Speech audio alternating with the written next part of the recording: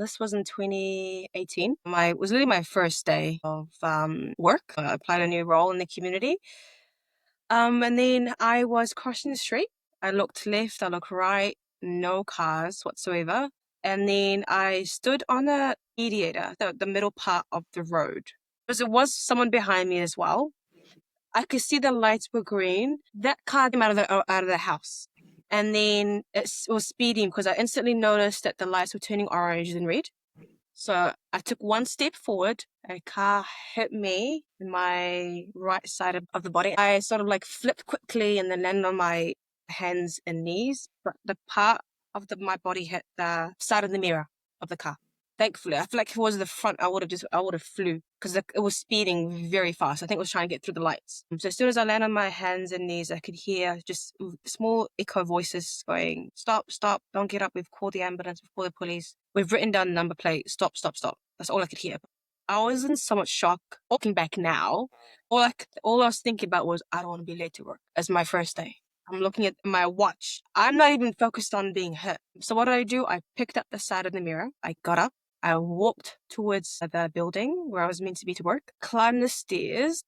I was in so much shock, I didn't realize what my clothes were looking like until I saw my manager. She looked at me. She looked at the side of the mirror. She looked at me. She was absolutely confused. And then she looked up and down because she saw how much blood was in my within my pants, work pants. And then she said, "What happened?" And I said, "I got hit by a car." And she said, "Why didn't you just stay there?" And I said, "I don't want to be late to work." And she looked at me going, "You are not okay."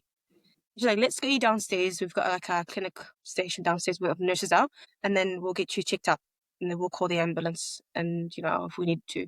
Then I eventually ended up calling the ambulance anyway, just to sort of check there's no broken bones or anything. They took me to the hospital. They did X-ray everything. I was fine. Mind you, behind the scene, they were sort of interviewing.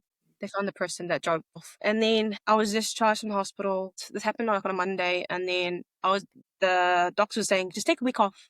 You'll be fine. Rest." What did I do? I did not follow the recommendation. I went back to work the next day on Tuesday. And then I get a phone call from the police saying, "We found the person. Would you like to meet with them?" I said yes. And they said, "Please bring a support person," because they'll bring a support person too. My parents are with me. When I sat down, when I walked into the room, I'm not gonna lie, the room felt heavy. It felt heavy. I'm like, oh, I don't know what to say to her. I don't know what she's going to say to me. I've never seen her before. So she sat with her husband. There was me, my mum and dad, and then there was someone from the court. I can't remember who they were, but they were just sitting there taking notes down. I started talking first. My only question for her was, why didn't she stop? That was my question for her. Everything else I didn't care about. I just cared about, why didn't you stop? Because it could have been elderly, it could have been a child, it could have been a pregnant lady, it could have been anyone. Why didn't you stop? You could hit a tree, for all I know. Could have at least stopped and checked, you know? When I started talking, she instantly started crying. And these were tears that were very genuine. She wasn't, I can tell just looking at her face, I could see that she hasn't been sleeping properly, let's just say that.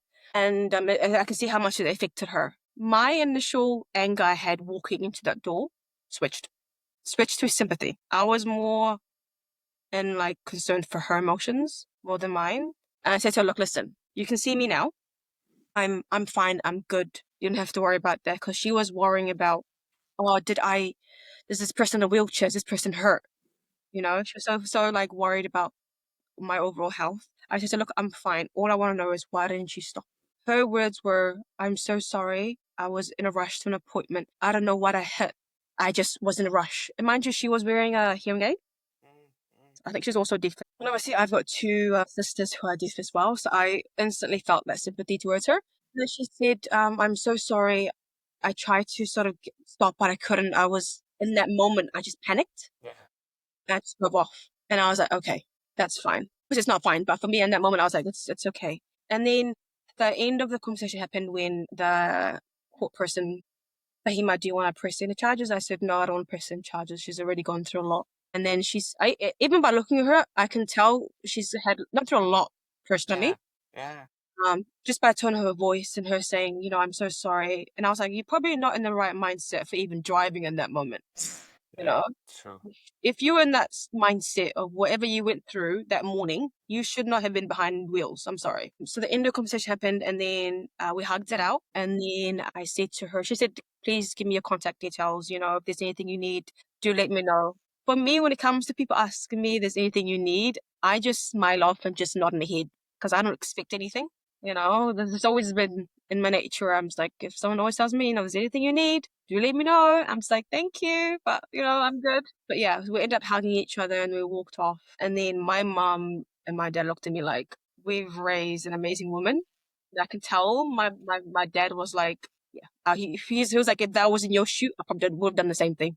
Because Islamically, my faith teaches us to be kind to people, you know, because you don't know what someone's going through. You have no idea what someone's going through. Like in that moment when she drove off and that state of mind, I don't know what she went through before that, you know? So I was like, you know what? I'm just gonna not make her life any more difficult. She's probably going through a lot. I forgot about myself, you know, I was so fixated on sort of helping her emotions. Well, even the judge was also crying. And she was like, wow, like that was, I've probably never come across this before where someone actually forgave someone that easily.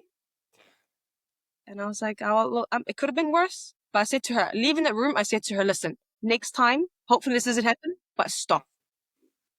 Just stop and check. Because it could be a person, it could be an elderly, it could be a child. Just stop. I say, but yeah, I don't even know. The fact that But you're listening, Ivan, that's all that matters. Keep showing no, emotion. it's like what you say, like you forgave her instantly. And Yeah. that sure what a big heart you have. Not many people able to, and you're not even holding grudges. No, yeah. The most ridiculous thing is ask her to do that again next time. No, I said it. I think I held myself. I was like, see, me if to word this in a way that it doesn't happen again. I was like, listen, just remember, stop. You should just stop when you felt someone was off. Just stop. I also want to highlight the things that when you were hit by the car, you still get out and go to work. That's where I want to highlight this because people probably don't understand that's what equity means. Mm, Like, because it's not so easy when people presented themselves not as what dominance culture seems, means that employment opportunity will be harder.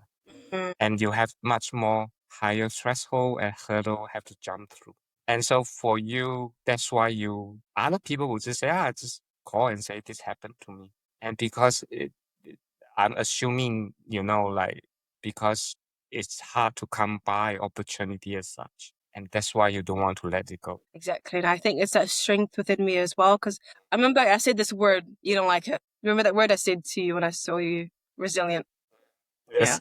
You were Yeah. like, don't use that word. You hate that word. I hate that word because it didn't speak the volumes of the experience ones have to gone through to be resilient.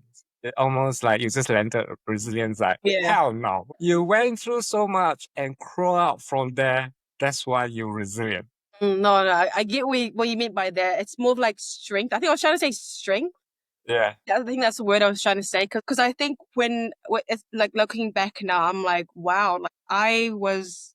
First of all, it could have been worse. Second of all, if it happened to somebody else, I wonder how that would have been. Like if she didn't hit me, if it was somebody else, where would have she be ended up? You know? Yeah, absolutely. So it's Yeah. like just reflecting back on it. But I'm glad that you're okay. That's the main thing. No, I'm good. I'm good. I was honestly, I think maybe it's that, you know, being the oldest girl, that nature in me, like caring others first before me. I've always had that in me, like taking care of people before me. I sense that from you as well, even just by talking to you. That's why you made me tear out. It's like that came out so strongly.